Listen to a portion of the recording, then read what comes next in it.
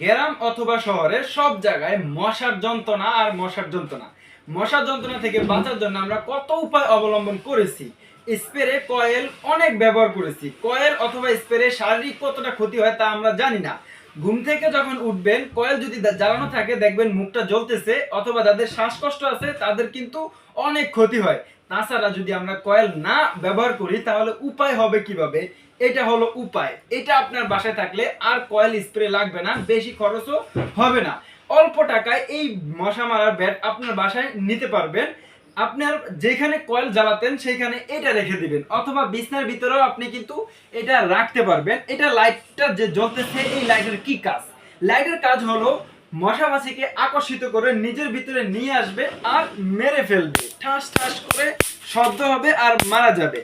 আমরা সবাই মশার পিছনে ভাগতাম আর মশা মারতাম, কিন্তু এটা থাকলে আর মশার পিছনে